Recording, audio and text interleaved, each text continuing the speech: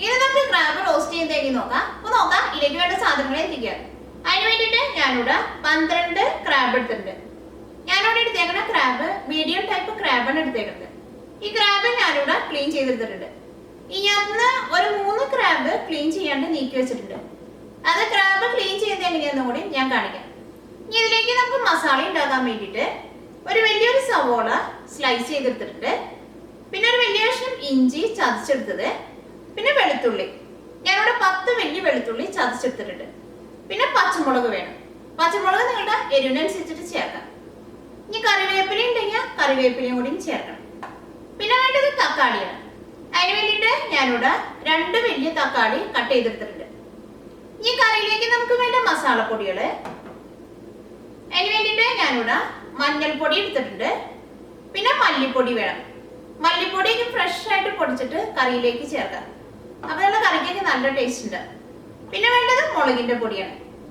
ഇതിലേക്ക് ചേർക്കണ എല്ലാ മസാലപ്പൊടികളുടെ അളവുകള് അത് ഞാൻ കറിയാക്കുന്ന സമയത്ത് ഓരോന്നിന്റെ അളവ് പറയാം. പിന്നെ ഗരം മസാലയും വേണം, കുരുമുളകിന്റെ പൊടിയും വേണം. ഇനി ഇതിലേക്ക് നമ്മള് കൊടംപുളിയും കൂടി ചേർക്കുന്നുണ്ട്. അതിന് വേണ്ടിയിട്ട് ഞാനിവിടെ 2 ചെറിയ കഷ്ണം കൊടംപുളി വെള്ളത്തിലിട്ടിട്ട് കുതിർത്തിരുത്തിട്ടുണ്ട്. അത് കൊടംപുളി ആയിട്ട് അത് നന്നായിട്ട് കഴുകുക. അത് കഴിഞ്ഞിട്ട് ഒരു 15 മിനിറ്റ് വെള്ളത്തിലിട്ടിട്ട് ഒന്ന് കുതിർത്തിടുക.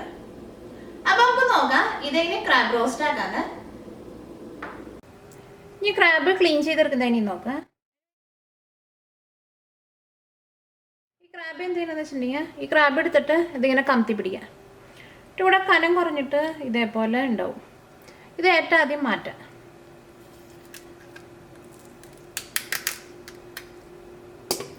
അത് മാറ്റി കഴിഞ്ഞ് കഴിയുമ്പോൾ അതിൻ്റെ മുകളിലായിട്ട് നല്ല കനം കൂടിയിട്ടുള്ള ഷെല്ലുണ്ടാവും. അതിങ്ങനെ പൊന്തിച്ച് കഴിഞ്ഞ് കഴിയുമ്പോൾ ഇതിങ്ങനെ നമുക്ക് തുറക്കാൻ വേണ്ടി പറ്റും. ഇതിങ്ങനെ തുറന്നു കഴിഞ്ഞ് കഴിയുമ്പോൾ ചില ക്രാബിൻ്റെ ഉള്ളിൽ ചില സമയത്ത് ക്രാബിൻ്റെ ഉള്ളിൽ പൊന്നെന്ന് പറഞ്ഞിട്ടുണ്ടാവും. അതാണ് ഇതിൻ്റെ ഉള്ളിൽ ഈ ഓറഞ്ചും യെല്ലോ കളറായിട്ട് കാണുന്നത്. ഞാൻ ഇതിനു മുമ്പ് ക്രാബ് ക്ലീൻ ചെയ്യുന്ന ഒരു വീഡിയോ ഇട്ടിട്ടുണ്ട്. പക്ഷെ അന്ന് ക്രാബ് ക്ലീൻ ചെയ്ത് കഴിഞ്ഞപ്പോൾ അതിൻ്റെ ഉള്ളിൽ ഇതേപോലത്തെ പൊന്നുണ്ടായിരുന്നില്ല. ഈ പൊന്ന് എല്ലാ സമയത്തും ഉണ്ടാവില്ല. പക്ഷേ ഈ പൊന്നുള്ള സമയത്തുള്ള ക്രാബ് നമ്മൾ കറി വെച്ചിട്ടുണ്ടെങ്കിൽ ആ ക്രാബിൻ്റെ ഉള്ളിൽ കുറച്ചും കൂടി നല്ല മാംസം ഉണ്ടാവും. ആ ക്രാബിൻ്റെ മീറ്റിനും നല്ല ടേസ്റ്റ് ഉണ്ടാവുകയും ചെയ്യും. അപ്പോൾ ഈ പൊന്ന് നമ്മൾ കളയേണ്ട ആവശ്യമില്ല. ഇതും കൂടിയിട്ട് കറി വയ്ക്കുമ്പോൾ ചേർക്കാം. ഇതിനകത്തുനിന്ന് ഈ പൊന്നുള്ള ഷെല്ല് നമുക്ക് നീക്കി വയ്ക്കാം. ഈ മറ്റേ ഷെല്ലിൻ്റെ ഈ വലിയ കാലേക്ക് നമുക്ക് ഒടിച്ച് മാറ്റാം. ഈ ക്രാബിൻ്റെ ഈ 2 സൈഡിലും ഇതേപോലെ നല്ല കനം കുറഞ്ഞിട്ട് ഇങ്ങനെ നാര് പോലെ ഉണ്ടാവും. അത് മാറ്റിക്കളയാം. ഇത് നമ്മൾ കറി വയ്ക്കാൻ വേണ്ടിയിട്ട് എടുക്കില്ല. ഈ നാര് പോലെയുള്ളത്. ഇനി ഇതിൻ്റെ ഇവിടെ ഇങ്ങനെ ചെറുതായിട്ട് ഇങ്ങനെ കനം കുറഞ്ഞിട്ട് കാണും. ഇതും ഒരു കത്രിക വെച്ചിട്ടൊന്ന് കട്ട് ചെയ്ത് കളയാം. നിങ്ങൾക്ക് വേണമെന്നുണ്ടെങ്കിൽ ഈ ചെറിയ ചെറിയ കാലയ്ക്കൊന്ന് ഒടിച്ചിടുക. അല്ലെങ്കിൽ ഇതിന് വേണമെങ്കിൽ 2 പീസായിട്ട് കട്ട് ചെയ്തിടുക.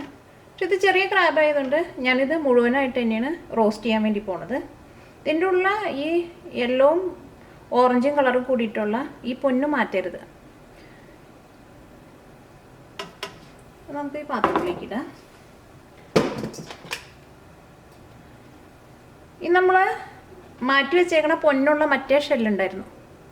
ഇതും കൈ കൊണ്ട് ഇതിങ്ങനെ വിടിയിച്ചിട്ട് ഈ പൊന്നും ഇതിൻ്റെ ഉള്ളിൽ നിന്ന് ഇടുക.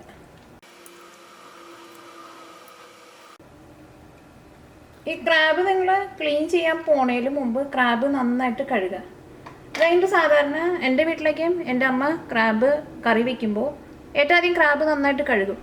പിന്നെ ക്രാബ് ക്ലീൻ ചെയ്തെടുത്തിട്ടുണ്ടെങ്കിൽ പിന്നെ ഈ ക്രാബിൻ്റെ മീറ്റ് കഴുകില്ല.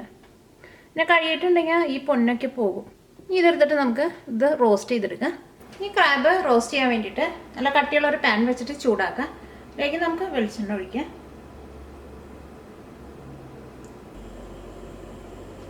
ഈ ചൂടായ വെളിച്ചെണ്ണയിലേക്ക് സവോളയും ഇഞ്ചിയും വെളുത്തുള്ളിയും പച്ചമുളകും ഇട്ടിട്ടൊന്ന് വഴറ്റിയെടുക്കാം. കറിവേപ്പില ഉണ്ടെങ്കിൽ കറിവേപ്പിലയും കൂടി ചേർക്കാം.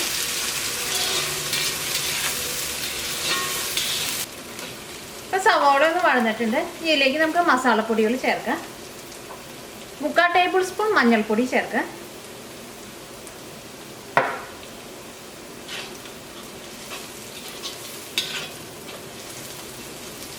ഈ മഞ്ഞൾപ്പൊടി ഇതിനകത്ത് കിടന്നിട്ട് ഏറ്റവും നന്നായിട്ട് മൊരിയണം.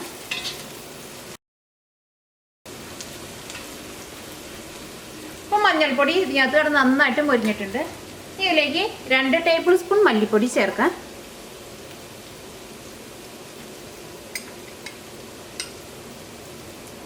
മസാലപ്പൊടികളൊക്കെ ചേർക്കുമ്പോൾ ഒരു മീഡിയം ഫ്ലെയിമിൽ വയ്ക്കാം. ഈ മല്ലിപ്പൊടി ഇതിനകത്ത് കിടന്ന് നന്നായിട്ട് മൊരിയണം. അത് കഴിഞ്ഞിട്ട് വേണം മുളകിൻ്റെ പൊടി ചേർക്കാൻ വേണ്ടിയിട്ട്. മുളകിൻ്റെ പൊടി ചേർത്തിട്ടുണ്ടെങ്കിൽ പെട്ടെന്ന് കരിഞ്ഞു പോകും.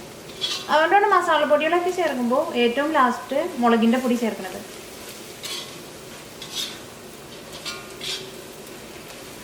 ഈ മല്ലിപ്പൊടി ഇതിനകത്ത് കിടന്നിട്ട് നന്നായിട്ടൊന്ന് മൊരിയണം. ഈ മല്ലിപ്പൊടി ഇതിനകത്ത് കിടന്ന് നന്നായിട്ട് മൊരിഞ്ഞിട്ടുണ്ട്. ഇനി മുളകിൻ്റെ പൊടി ചേർക്കാം. അത് നിങ്ങളുടെ എരിവിനനുസരിച്ച് ചേർക്കാം.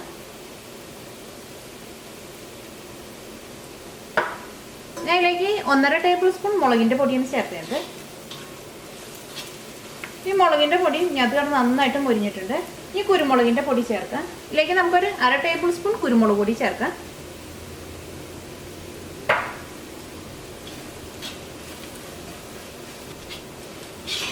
ഇപ്പോൾ കുരുമുളകിൻ്റെ പൊടി ഇതിനകത്ത് കിടന്ന് നന്നായിട്ട് മൊരിഞ്ഞിട്ടുണ്ട്. എല്ലാ മസാലകളും മൊരിഞ്ഞിട്ടുണ്ട്. ഇനി ഇതിലേക്ക് നമുക്ക് തക്കാളി ചേർക്കാം. ഇതിലേക്ക് ആവശ്യത്തിന് ഉപ്പ് ചേർക്കാം. ക്രാബിനൊന്നും അധികം ഉപ്പിൻ്റെ ആവശ്യമില്ല. ഏറ്റവും കുറച്ച് ഉപ്പ് ചേർത്താൽ മതി. അത് കഴിഞ്ഞിട്ട് പിന്നെ കറി ഒരു 3/4 ഭാഗം വെന്ത് കഴിഞ്ഞിട്ട് ടേസ്റ്റ് നോക്കിയിട്ട് വേണമെന്നുണ്ടെങ്കിൽ മാത്രം ചേർത്താൽ മതി. ഇതിലേക്ക് നമുക്ക് ഗരം മസാല ചേർക്കാം. ഇതിലേക്ക് ഒരു 1/2 ടേബിൾ സ്പൂൺ ഗരം മസാലപ്പൊടി ചേർക്കാം.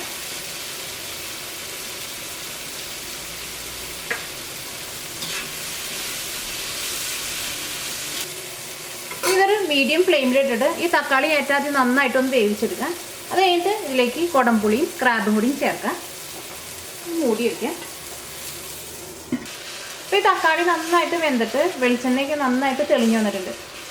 ക്രാബ് നമ്മൾ റോസ്റ്റ് ചെയ്തെടുക്കുമ്പോൾ കുറച്ച് വെളിച്ചെണ്ണയ്ക്ക് കൂടുതൽ ഒഴിച്ചിട്ട് റോസ്റ്റ് ചെയ്തെടുക്കണം. അപ്പോഴായിരിക്കും അതിന് നല്ല ടേസ്റ്റ് ഉണ്ടാവുക.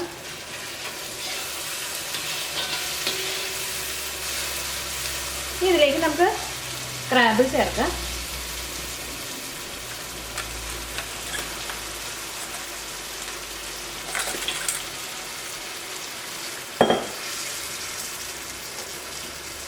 കുടംപുളി ചേർക്കാം. ഞാനിവിടെ 2 കുടംപുളിയുടെ കഷ്ണമാണ് എടുത്തേക്കുന്നത്. അത് ഏറ്റവും നന്നായിട്ട് കഴുകിയിട്ടാണ് ഞാനിവിടെ വെള്ളത്തിലിട്ടിട്ട് കുതിർത്തി എടുത്തേക്കുന്നത്. ഈ കുതിർത്താൻ വേണ്ടി വെച്ചേക്കണ ഈ വെള്ളവും കൂടിയിട്ട് ഇതിലേക്ക് ചേർക്കാം.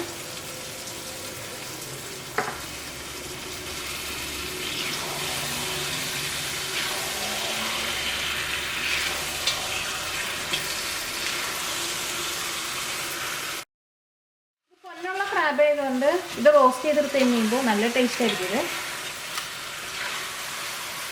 ഇതിലേക്ക് വെള്ളമൊന്നും ചേർക്കണ്ട.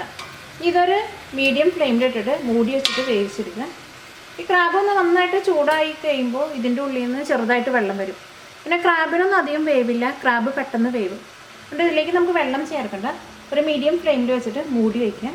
ഇടയ്ക്ക് കറി ഒന്ന് ഇളക്കിയിട്ട് കൊടുക്കണം.